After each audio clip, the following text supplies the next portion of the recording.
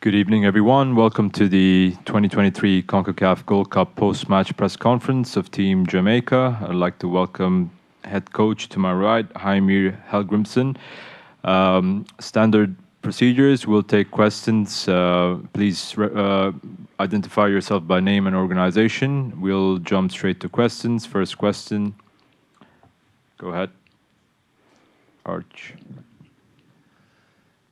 Hi, Heimir, Arch Bell with CONCACAF.com. Nice win for your team tonight. How satisfying is it that you got goals from all across the board? It wasn't just one single guy scoring 2 or 3 goals. You had goals all across the board, contributions, assists from pretty much your whole team out there today. How satisfying is that for you, especially in this group stage finale?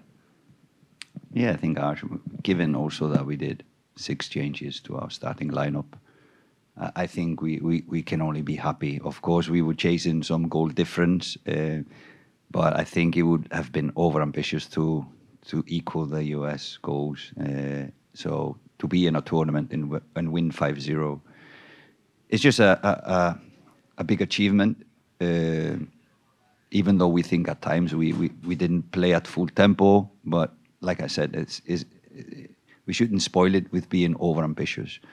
But that so many came about when the goals were scored is just fun. It gives the players confidence. It gets them motivated for the next game. So everyone has put something in, and hopefully now some players will stake a claim to start the next game.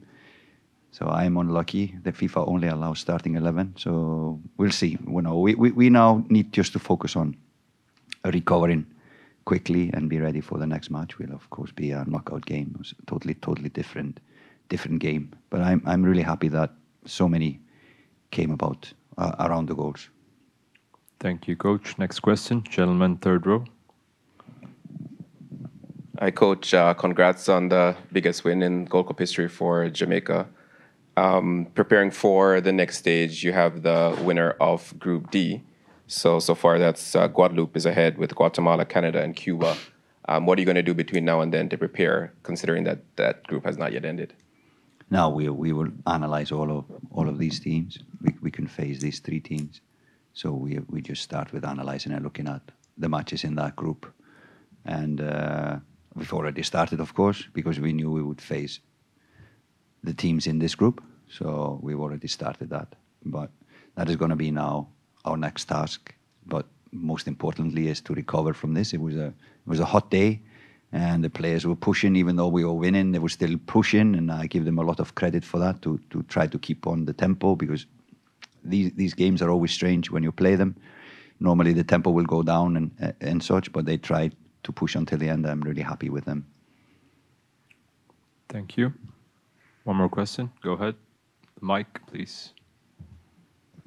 Coach, so you talked a little bit about using, the players and making everyone feel that they're part of the group. So with you bringing in Konaya and giving him a debut, you pretty much used every member of your squad so far. So how does that impact the spirit of the team and what you know in terms of putting together a team for the knockout stages in terms of the roles? Yeah, it's important. Also, when you play games like that and you give players a chance, you like them to come in and take that opportunity and use it to their benefit. So if I take, for example, Pepe, when he played the first 2 matches, and he dominated his position. So it's this kind of opportunity that the players should take when they get it. So when opportunity and preparation meet each other, that should be the case. When you get the chance, you should, take it. So I'm really happy. Konaya came 3 weeks ago in Austria. We planned to play him there, but we didn't. So it would have been a shame if the kid wouldn't have a cap for 5 weeks with us. So now was a good opportunity to give him at least a cap, even though it was only 10 minutes. He gets 1 tick behind his name in the CV, national team for Jamaica games. So it's good to be able to give him that at least. Thank you, Coach. We'll take a few questions for our colleagues joining us virtually. Livington Scott, please go ahead with your question.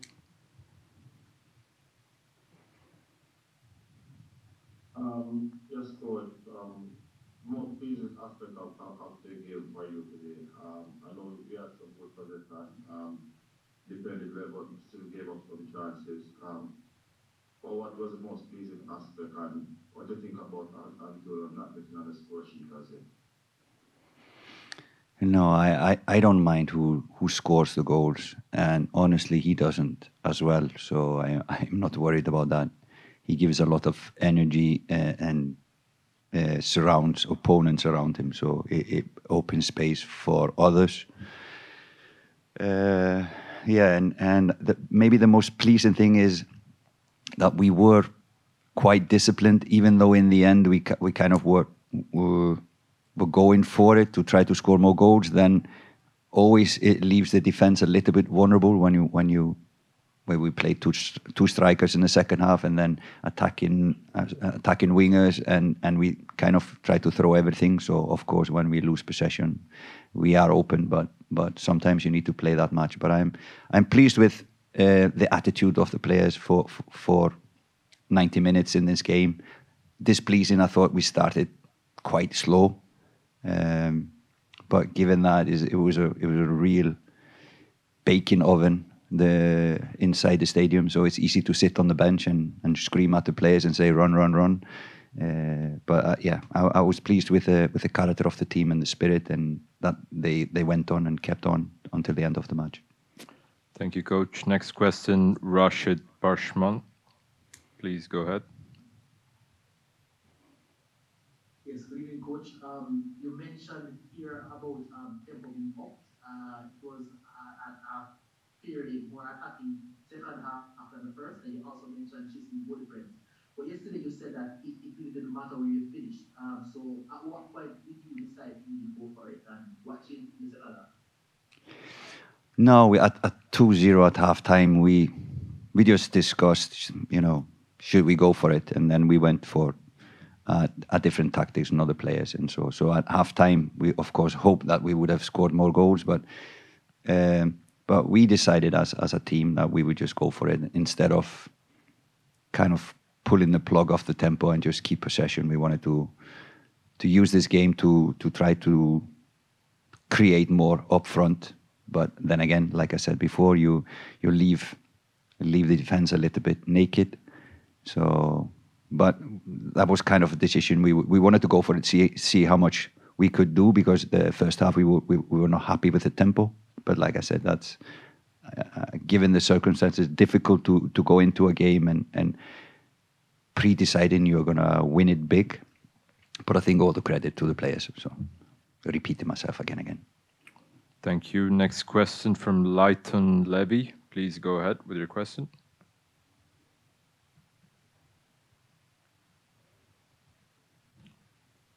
Leighton.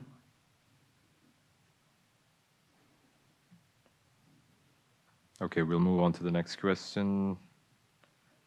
Oh, hello. I'm here. I just had my microphone on for a minute.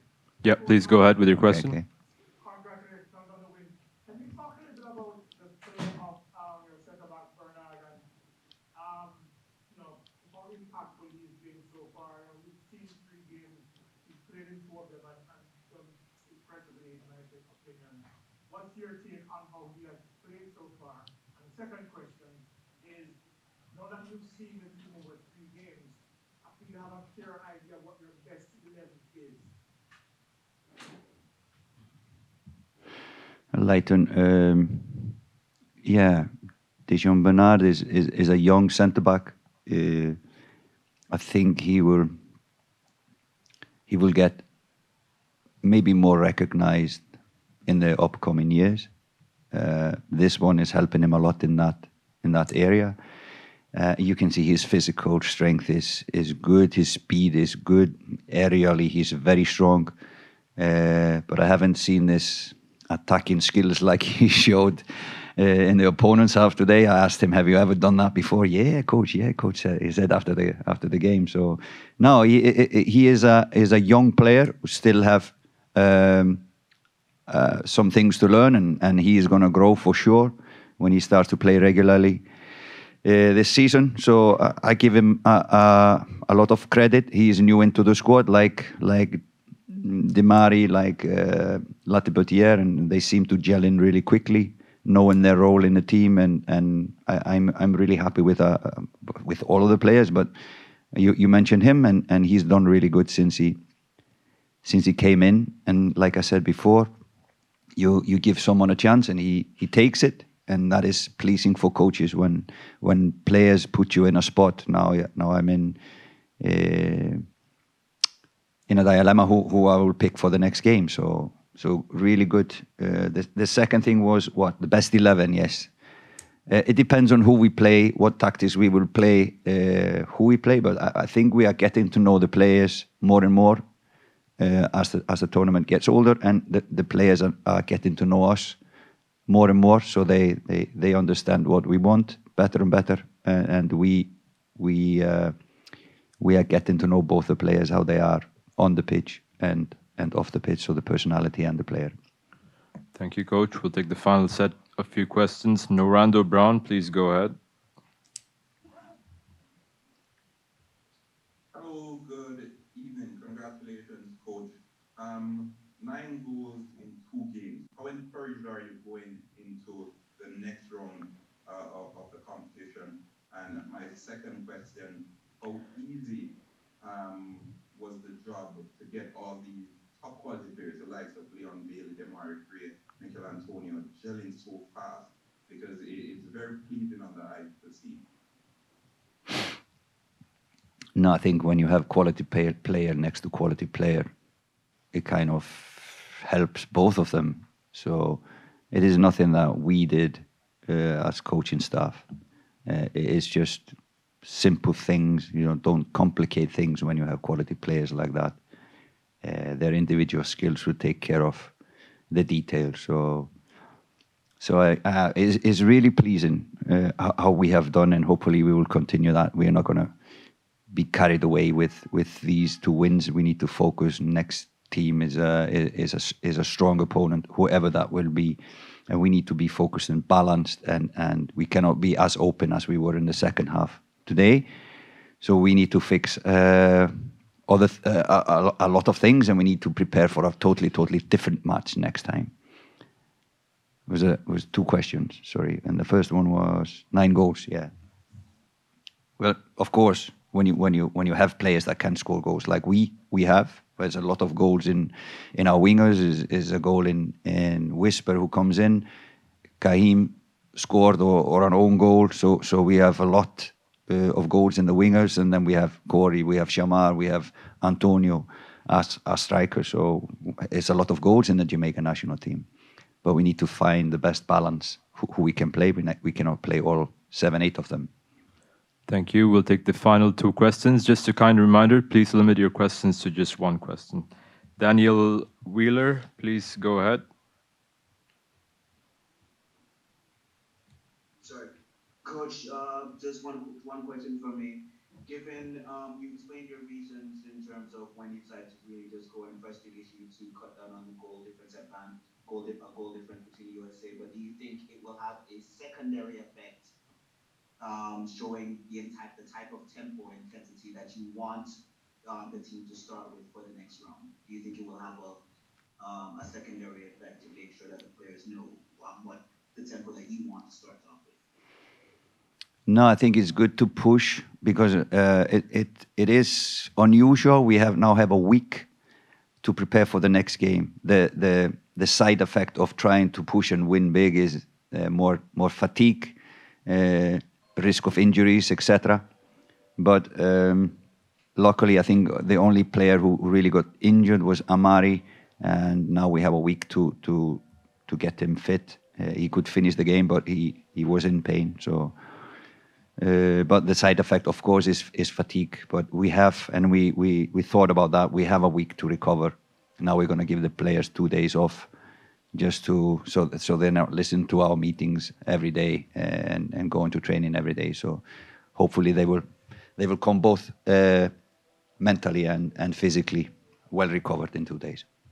Thank you. Final question back there, and then we'll wrap up. Robert Williams, IRFM Jamaica. Coach, on the subject of goal scoring, the questionnaire before mentioned 9 goals.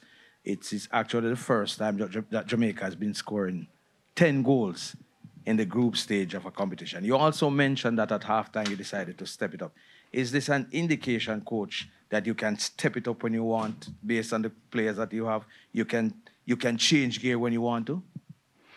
Yeah, we want to be able to do that. I don't know if we are there yet, but we have options, and I talked about the attacking power and players, and it's different players.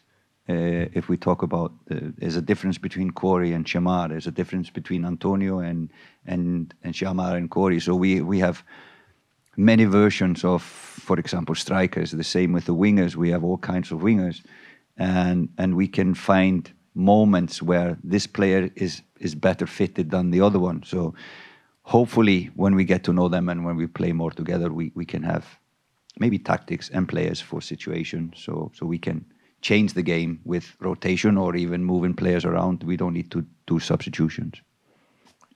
Thank you, Coach. All the best for the knockout rounds. Good luck. Thank you.